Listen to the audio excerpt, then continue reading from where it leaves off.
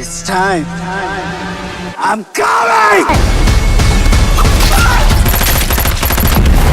বস টক্সিকের ট্রেলার দেখে একটা জিনিস একদম স্ট্যাম্প পেপারে লিখে দেওয়া যায়, এটা কোনো টিপিক্যাল বলিউড বা সাউথ ইন্ডিয়ান সিনেমা নয়। একটা প্রপার সিনেম্যাটিক প্যাকেজে যা যা থাকা দরকার তার কোনোটারই অভাব নেই এখানে। কিন্তু গুরু 4 মিনিট 38 সেকেন্ডের এই ট্রেলারে জাস্ট অভাবনীয় সব ইঙ্গিত লুকিয়ে আছে। সার্কাসের তাণ্ডব থেকে শুরু করে গ্রেভিয়ার্ডের ব্লাডবাথ আর ক্লাইম্যাক্সের সেই দুর্ধর্ষ ফাইট যেখানে বরফের উপর নিজের ছেলের সাথে মুখোমুখি হবে ইয়াশ, অর্থাৎ গুরু রায়া আর টিকিটের সেই আইকনিক ফেস অফ।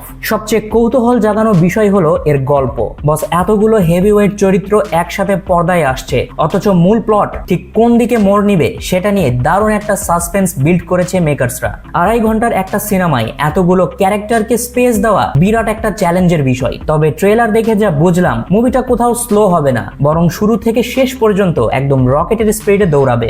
গল্পে একটা ব্যাপার স্পষ্ট, গ্যাং ওয়ারের এই বিষাক্ত দুনিয়ায় রায়া আর তার বোন গাঙ্গাকে ছোটবেলা থেকেই রক্তক্ষয়ী লড়াই করতে হয়েছে। কিন্তু আসল প্যাঁচটা শুরু হয় সম্পর্কের জায়গায়। রায়া একদিকে রেবেকার দিকে ঝুঁকে থাকলেও বারবার সে ছুটে যায় সার্কাস গার্ল নাদিয়ার কাছে, আর এই সার্কাসের ভেতরেই গড়ে ওঠে অবহেলিত এক শৈশব টিকিটের জন্ম। ট্রেলারের ইঙ্গিত বলে দিচ্ছে এই টিকিট বড় হয়ে নিজের বাবার চেয়েও ভয়ঙ্কর দানবে পরিণত হবে। গুরু বরফের এলাকার ক্লাইম্যাক্স ফাইটটা খেয়াল করেছো, যেখানে বাবা আর ছেলে মুখোমুখি লড়ছে? লিখে রাখো, রায়া বনাম টিকিটের এই ফেস অফই হতে চলেছে সিনেমার সবচেয়ে বড় টার্নিং পয়েন্ট। অ্যাকশন ফ্রন্টে মেকার্সরা just no mercy policy follow করেছেন। কখনো সার্কাসের ভেতরে, কখনো গ্রেভিয়ার্ডে, কখনো লেডিসদের বিরুদ্ধে, আবার কখনো বরফের চাদরে। অ্যাকশন ডিজাইনগুলো এক কথায় ইউনিক এবং মারাত্মক রাফ অ্যান্ড টাফ করেছে তারা। গুরু লেডিস অ্যাকশন সিকোয়েন্সগুলো দেখলেই ক্লিয়ার হয়ে যাওয়া যায় যে মুভিটা একদম পাক্কা এ রেটেড। ডার্ক আর বোল্ড রিলেশনশিপের পাশাপাশি এখানে এলিজাবেথের চরিত্রে হুমা কুরেশি আর মেলেসা চরিত্রে রুকমিনী বসন্ত, এরা দুজন তো স্ক্রিনে জাস্ট আগুন লাগিয়ে দিয়েছে। বস এতক্ষণ তো স্টোরি আর অ্যাকশন নিয়ে কথা বললাম, কিন্তু মুভিটার টেকনিক্যাল সাইড জাস্ট মাথা নষ্ট।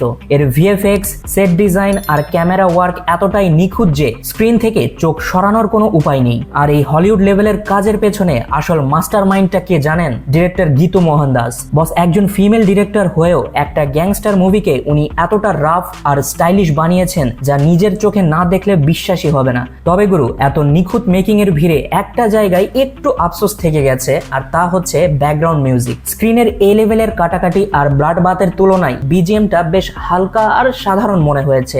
এমন অ্যাকশনের সাথে যদি একদম মেটাল, লাউড আর কানফাটা কোনো বিজিএম ড্রপ করা হতো, তাহলে ট্রেলারের হাইপ যে আরো 1000 গুণ বেড়ে যেত তা নিঃসন্দেহেই বলা যায়। সব মিলিয়ে বস টক্সিক বেশ বড়সড় একটা প্রজেক্ট হতে যাচ্ছে। ইয়াশ যে এবারও নিজের চেনা ছকে নতুন কোনো ম্যাজিক দেখাতে পুরোপুরি প্রস্তুত, সেটা বেশ ভালোভাবে আন্দাজ করা যাচ্ছে। আর ওই বরফ অঞ্চলে বাবা ছেলে face off, boss mark my word, স্ক্রিনে যখন এই সিনটা চলবে তখন আস্ত সিনেমা হল একদম স্টেডিয়ামে পরিণত হয়ে যাবে। তো গুরু রায়া ভার্সেস টিকিট, বাবা ছেলের এই মহাকাব্যিক লড়াই আর এই হলিউড লেভেলের মেকিং দেখার জন্য তুমি কতটা এক্সাইটেড? আর ট্রেলারের এই অ্যাকশনগুলোর মাঝে কোন অ্যাকশনটা তোমার কাছে সবচেয়ে বেশি ভালো লেগেছে তার এখনই কমেন্ট বক্সে জানিয়ে দাও। আর চ্যানেলটি যদি এখনো সাবস্ক্রাইব না করে থাকো তাহলে প্লিজ চ্যানেলটিকে সাবস্ক্রাইব করে পাশে থাকা বেল আইকনটি বাজিয়ে দিবে। তো গুরু দেখা হচ্ছে আগামী কোনো ভিডিওতে। Till then signing out.